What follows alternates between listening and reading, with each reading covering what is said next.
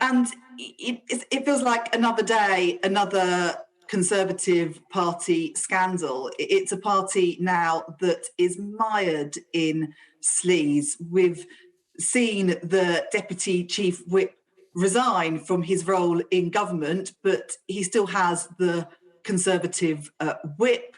There seems to be a sense of brushing it under the carpet, and there are real questions about how the Deputy Chief Whip got his job in the first place, given that he'd previously had to resign from government due to similar allegations. It just isn't good enough from the Conservative Party.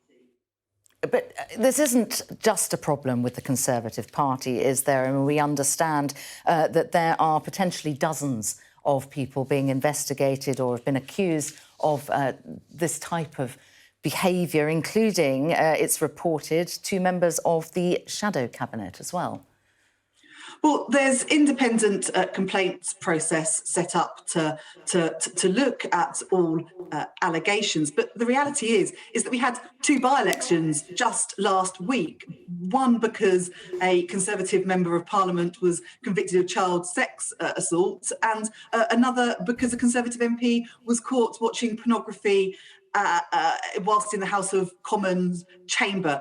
There's very, very real questions for the Conservative Party to answer, but we face some very real challenges in the country at the moment. There's a cost of living crisis, and it feels like the government is so busy lurching from scandal to scandal that actually they're not fit to govern.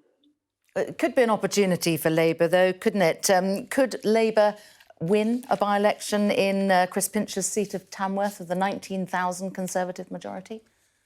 Well, we'd have to see what happens if and when there is a by-election. At the moment, Chris Pincher is, it seems to be keeping the Conservative whip and staying as an MP. The fact that he's keeping the whip, he's not been suspended from the Conservative Party, I think speaks volumes. It looks like the Conservative Party are trying to sweep this under the carpet, and that isn't good enough. We're expecting to hear back, I think, from Durham Police about its investigation into Keir Starmer. If he is fined and therefore resigns, as he said he would, do you have a plan in place if the Prime Minister calls a snap election? Well, look, I don't think that Keir will be fined, but Durham Police obviously need to carry out their investigation. Keir has done the decent thing and said that if he is fined, he will resign. Contrast that to the Prime Minister, who has been fined but remains in office. I think the whole country is shocked by the images of the reports of the parties in Downing Street. The Labour Party will be ready for a general election whenever that is called. This is a Conservative that has run out of ideas, that isn't fit to govern. We are ready to take on that challenge. But do you have a plan, though, is what I'm asking? If you lose your leader, it's not the best position, is it, to be fighting a general election? Is there a plan in place? Well, I'm confident that we won't lose our leader, but whenever there is a general election, we will be ready to fight it. The Metropolitan Police in special measures. I'm wondering what you would do to reform the police. The Metropolitan Police have got so many questions to answer. They have lost the confidence of the public. There has been issue after issue around letting women down and women feeling unsafe on the streets of London due to misogyny, the awful case of Sarah Everard. And it simply isn't good enough. The Home Secretary has had months and months and months to get to grips with this by setting high standards. It's clear, sorry to interrupt, it is clear that it's not good enough. That's why they're in special measures. I'm just wondering what your plan would be to reform it.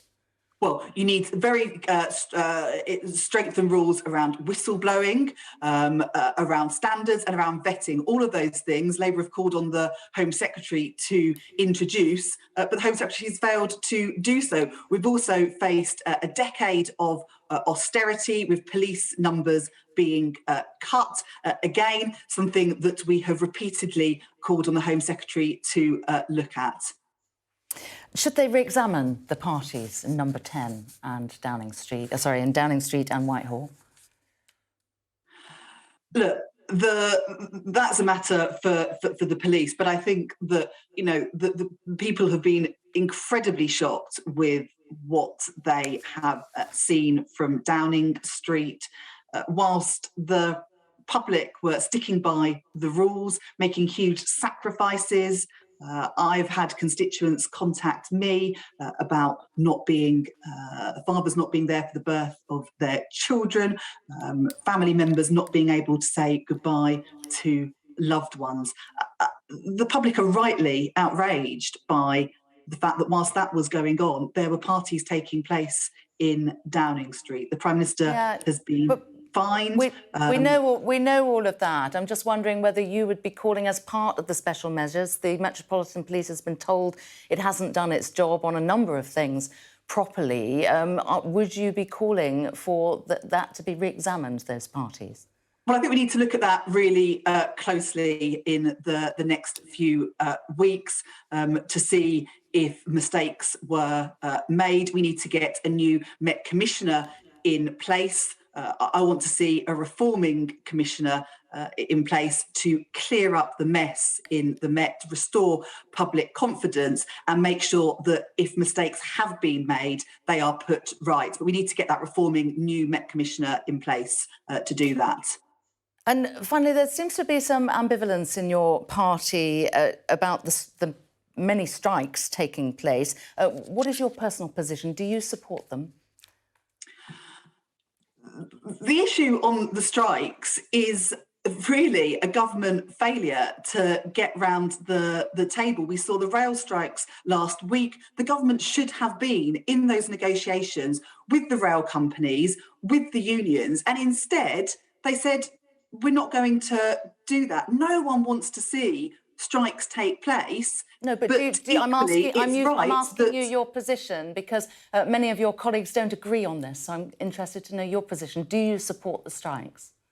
Well, look, I support the public, and I don't think that taking sides is the right way forward. Actually, what we want to see is workers paid fairly for the work that they do, and a government that is willing to get a settlement so that the public don't see disruption to their journeys. Certainly what I wouldn't do is the government's approach, which is to say, let's rip up the rules around striking. Can I just ask why you won't take sides? Because you want to be the governing party, and to govern is to choose. So you need to be able to take aside. If we were in government, we'd get around the negotiation table and stop the strikes from taking place. If you see what's happened in Wales, where we do have a Labour government, there wasn't a rail strike because the Labour government in Wales was able to get around the negotiation table and reach a settlement. And that's what you get when you have a Labour government. But the fact is they are happening, and I still don't understand what your position is, or indeed whether you support colleagues who support the strikes. We support working people and we support the public. I don't think taking sides is the right approach. This all could have been avoided if the government had got around the negotiating table, and they haven't. And that is a failure of this government. All right, Ellie Reeves, I still don't know your position on strikes, but it's good to talk to you this morning. Thank you very much.